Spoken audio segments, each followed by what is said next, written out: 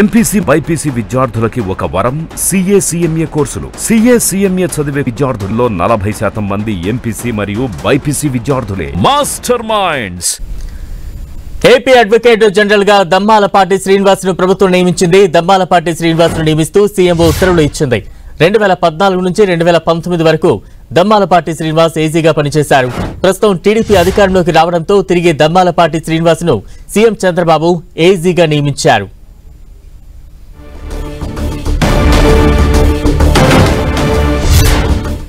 దమ్మాలపాటి శ్రీనివాస్ ను ఏజీగా నియమించింది ఏపీ ప్రభుత్వం. తాజా అప్డేట్స్ అందించేందుకు మా ప్రతినిధి విజయ్ చంద్రన్ సిద్ధంగా ఉన్నారు. విజయ్, ఆంధ్రప్రదేశ్ ప్రభుత్వము ఏజీగా అడ్వకేట్ జనరల్ గా దమ్మాలపాటి శ్రీనివాస్ నియమిస్తూ ఉత్తర్వులు జారీ చేసింది. గతంలో ఈయన 2014 నుంచి 2019 వరకు చంద్రబాబు నాయుడు సీఎం గా ఉన్నప్పుడు ఏజీగా పనిచేశారు. అంతకుముందు కొద్ది రోజుల పాటు ఏఏజీగా పనిచేయడం జరిగింది.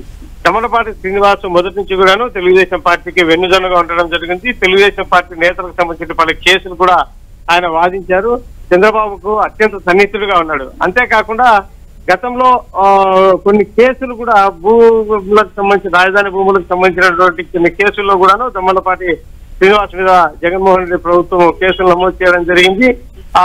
వీటన్నిటిని కూడాను ఆయన ఎదుర్కోవడం జరిగింది. ఈ నేపథ్యంలో చంద్రబాబు నాయుడుకు అత్యంత సన్నిహితులైనటువంటి ఈ దమ్మాలపాటి శ్రీనివాస్ ను అడ్వకేట్ జనరల్ గా నియమిస్తూ ఏపీ ప్రభుత్వం ఉత్తర్వులు జారీ చేసింది.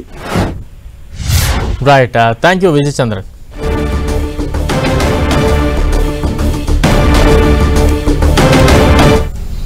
బ్రేకింగ్ న్యూస్ చూస్తున్నాం. దమ్మాలపాటి శ్రీనివాస్ ను ఏపీ అడ్వకేట్ జనరల్ గా నియమించింది.